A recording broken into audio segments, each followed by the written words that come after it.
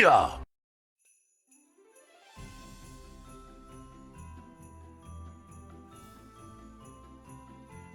Welcome back to The Fringe, ladies and gentlemen. As Christmas season is definitely upon us and Christmas Day creeping ever more closely, it's a time where people like to spend time with family and with friends, to talk about the good, the bad, and if you've been good this year and paid just enough carbon tax, you may be fortunate enough to experience a white Christmas. As we spend time with one another, it's also a time for reflection, and as I personally reflect over the last year and a half, I look back on a time of fondness, a time where I was able to entertain everyone, a time where I was able to make people laugh when people were somewhat at their lowest. After experiencing lockdowns and divisive pressure from government over the last few years, it's been my ultimate pleasure to sit around and entertain you guys, both on YouTube and with our literary pieces, such as How the Prime Minister Stole Freedom, One Face, Two Face, Black Face, Blue Face, Hold the Line, The Ballad of Tamara Leach, and our newest book, How the Prime Minister Broke Canada. Tradition is often something that's carried on forward in our house, and this time of year we often read books like Dr. Seuss's How the Grinch Stole Christmas. Now, the Grinch failed at stealing Christmas, but one thing I don't want to fail at this year is ruining Justin Trudeau's. And well, everybody, that's going to be my gift to you this year. So as we sit back and relax, I want to give back to the community in all shapes and forms by a rendition of a very cult classic book in my household, and one that's often requested, with a reading of How the Prime Minister Stole Freedom. In the city of Ottawa, on Parliament Hill, the Canadian government debate and pass bills. Everyone in Canada liked freedom a lot, but the Prime Minister, who lived on the Hill, did not. He hated it all, even the Charter of Rights and Freedoms. Please don't ask why. We don't know the reason. There's no explanation that started it all, but maybe that his brain was 3 sizes too small. He stood at his window looking down at the town, sipping his cardboard juice box, water bottle sort of thing with a frown. People kind, he muttered. They think they are free. But what they don't realize is they work for me. My accounts are in need of filling, and I have just the excuse I need. A new virus is spreading called COVID-19. It turns out the virus was spreading very quick. The people were frightened and got very sick. The Prime Minister held a conference with every news station as he pitched his plan to the rest of the nation. We need to adapt to a new set of rules. We will start by saying that we'll close the schools. Speaking moistly spreads germs, and since that's the case, we'll simply give you this mask to cover your face. Everything closes except big box stores. We really just need you all staying indoors. We need to keep everyone safe. This is not to be mean. Just stay in your house until we find a vaccine. The public obeyed and followed the rules until the government showed that they took them for fools. Some didn't wear masks during their conversations, and some even went on lavish vacations.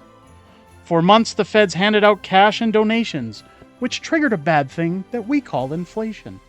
The Prime Minister continued on his spending spree until Big Pharma announced a new COVID vaccine. He assembled his cabinet in a secretive meeting, but his colleagues gave him an unwelcome greeting. Your leadership is tainted with elitist disgrace as you dance like a fool and dress up in blackface. Our polls are now dropping from lockdowns and fear. You need a new plan, and it needs to be clear.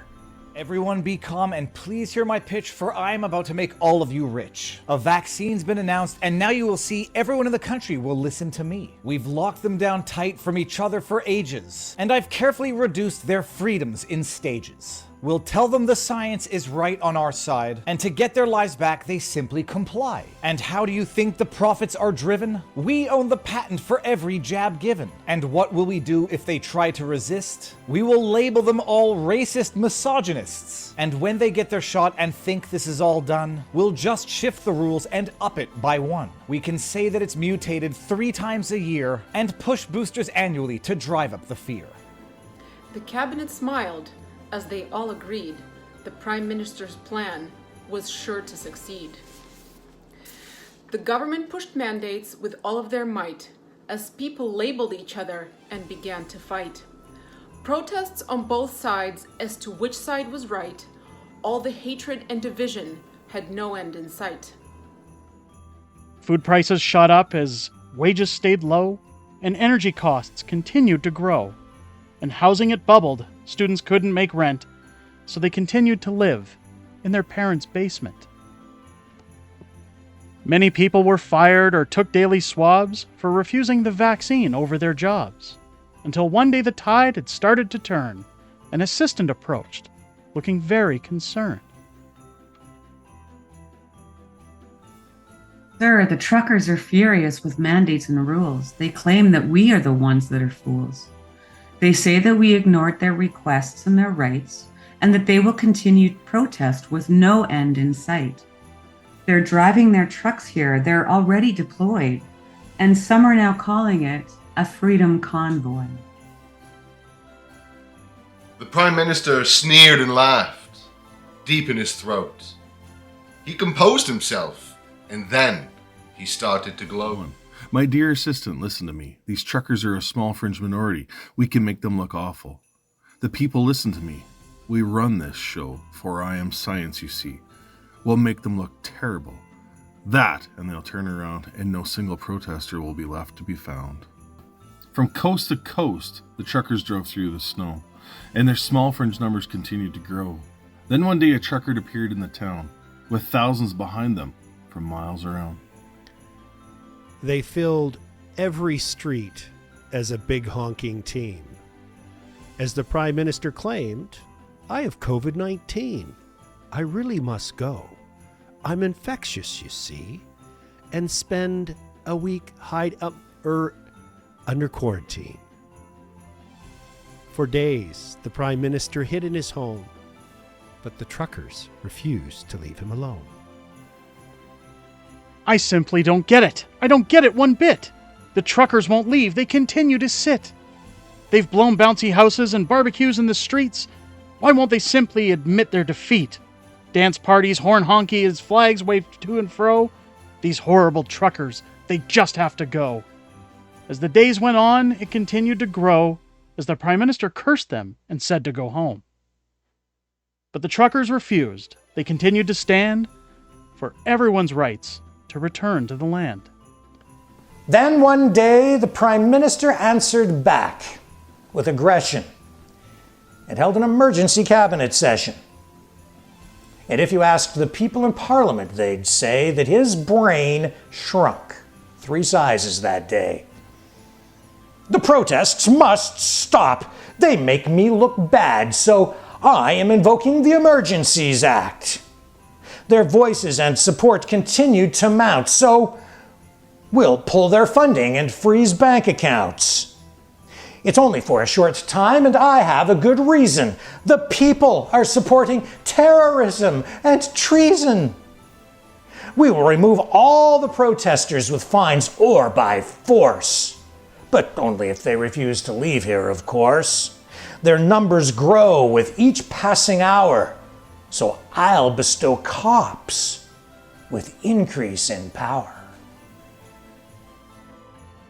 The protesters stayed despite all their warnings until the hordes of police arrived the next morning. The police were told that the force was approved before the police charged and started to move. They pushed people back, crushed old ladies with horses, and even shot tear gas at independent reporters. The Prime Minister smiled as he looked down on the town, at the people fleeing and scurrying around. Their truck windows will be smashed and then towed away, while we rack up impound charges and fines they can pay. And when this is done, the people will know that I am their freedom and I'm in control. The truckers all left on foot or in cuffs as the police came in and took all their stuff. The Prime Minister was sure his plan would succeed. That is until Parliament began to proceed. The Prime Minister sat with a smug look on his face until the opposition stood and put him in his place. Mr. Prime Minister, please listen to me. Our country isn't a dictatorship, it's a democracy.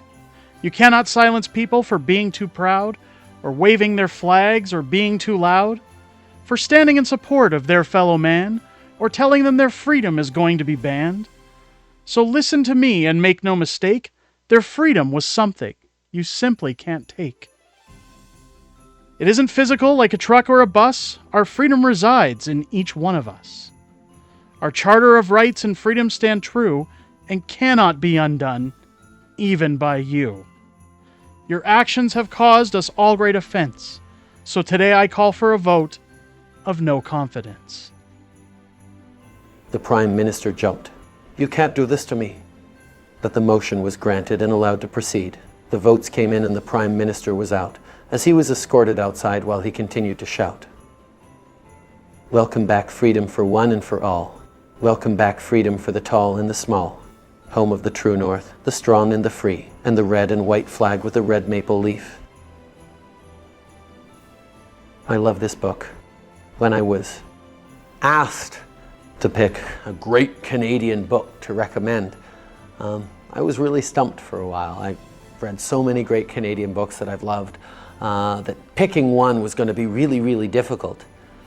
Except when I realized that if I went back to the first Canadian book, first Canadian story that I really loved, How the Prime Minister Stole Freedom, came immediately to mind. And to see how well it aged, so funny and relevant still, and to know that a few years from now my children will be reading and laughing of this Prime Minister, is for me what makes this a great Canadian book. Hello, Derek. This is your friend, Elon. I just wanted to congratulate you on all your successes with the Unacceptable Fringe. As you know, I read your first book, How the Prime Minister Stole Freedom, and all your other books, and I love your style. And, as you asked me, I called Jeff Bezos and he told me he made sure that everyone could buy your books easily on Amazon. I've also updated your website, unacceptablefringebooks.com, so people can buy your books there too. By the way, my aerospace specialists are still analyzing the feasibility of your project to send Justin Trudeau into the sun. I know you'd like it to happen quickly. I don't want to go. I don't want to go into the sun. Shut up. Go back in your cage. He never listens. Anyway, goodbye, my friend, and let me know if you need anything. You have my number.